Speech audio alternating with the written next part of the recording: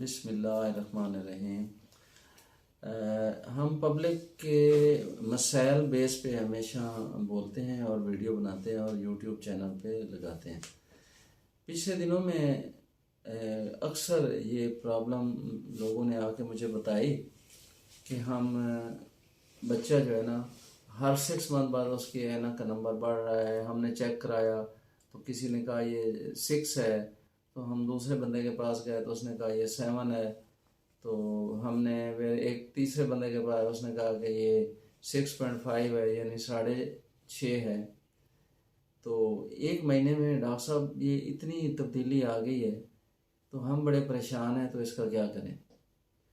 तो मैंने उन्हें बैठ के समझाया और उसी समझाने पे हमने सोचा कि ये पब्लिक का तो एक कॉमन मसला है, कि वाई नॉट कि हम इसको अच्छी तरह एक्सप्लेन कर दें।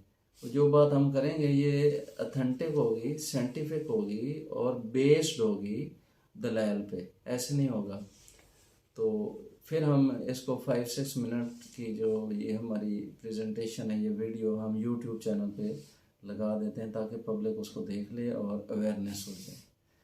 तो मसला ये है, पेशेंट से पूछना है कि आपको माइनस के ग्लासेस लग रहे हैं या प्लस के ग्लासेस लग रहे हैं।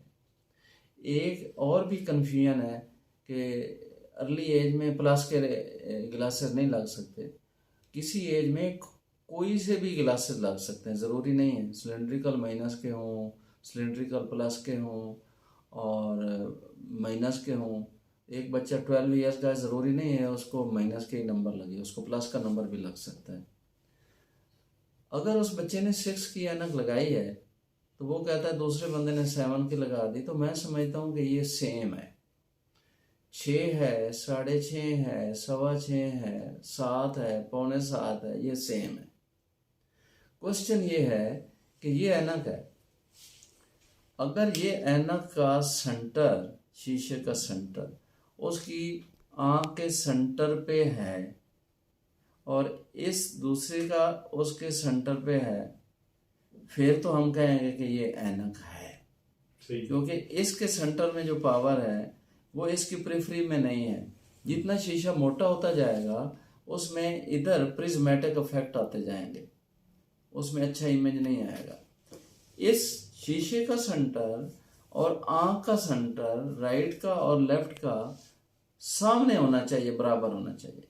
अब आप पूछेंगे ये सेंटर किस पे डिपेंड करेगा, तो हर बंदे का मुख्तलिफ होगा और जितना शीशे का नंबर बड़ा होगा उतना ही उसमें उसकी पेरिफेरी पे यानी उसकी साइडों पे उतना ही प्लस अस्टिग्मेटिज्म के लिए सॉरी उसके प्रिज्मेटिक इफेक्ट उतना ही ज़्यादा होगा जितना उसका बड़ा नंबर होगा।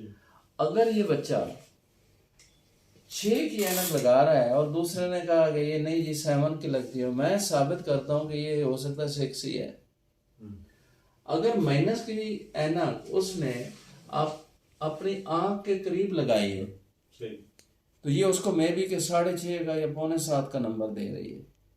अगर उसने माइनस का शीशा नाक से जरा दूर कर लिया है तो हो सकता है उसका 7 का जो इफेक्ट है वो 6 के बराबर आ रहा होगा।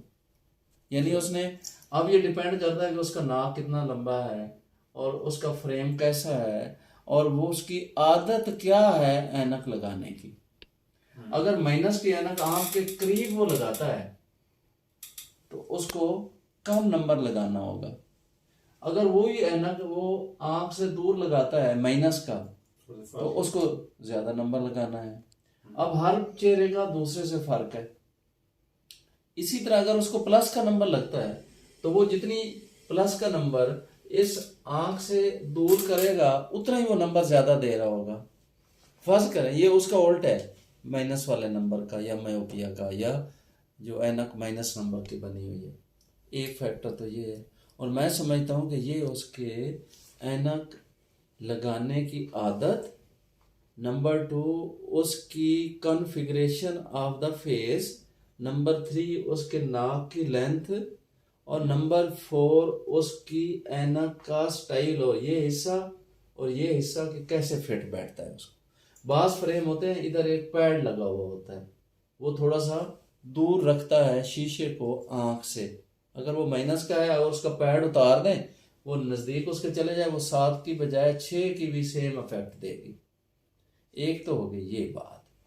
दूसरी बात है वो सेंटर वाली, कि सेंटर सामने होना चाहिए। फर्ज करें ये राइट आई है, ये लेफ्ट आई है, इन दोनों के दरमियान एक खास फासला है, ये वाला सही। और ये फासला जितना इधर से इधर तक है, इतना इसका इधर से है और इसका इधर से है, तो ये कुदरत ने इसको बराबर बनाया हुआ है। अगर इनमें कोई फर्क है तो फिर भी फर्क आ सकता है।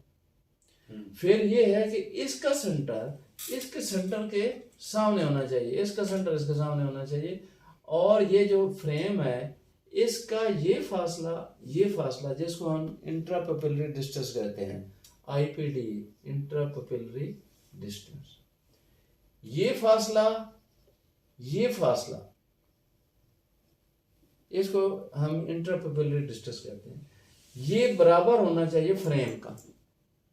यानी फ्रेम का ये सेंटर जितना ये फासला है, इसका इससे इस आंख के सेंटर के बराबर होना चाहिए, तब ये पॉइंट जो है वो आंख के सामने आएगा।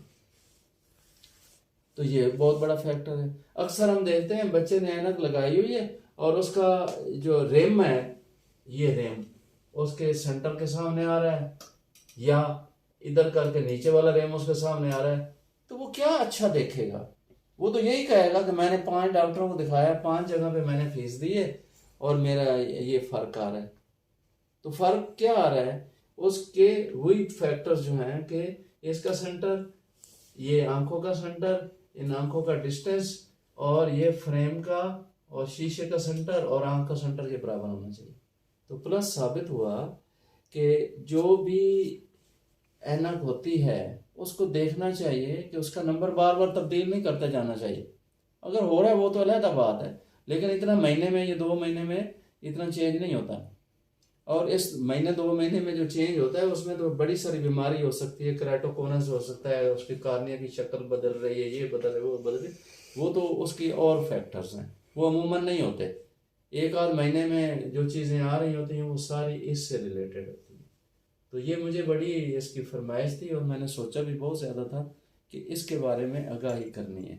तो उम्मीद है आप लोगों को इसकी समझ आई होगी। और ये मैं यूट्यूब चैनल अपने पे लगा देता हूँ जिसका नाम है डॉक्टर इजाज़ जवेद लक, तो उसमें लोग सुन लेंगे और फ़ायदा हो जाएगा।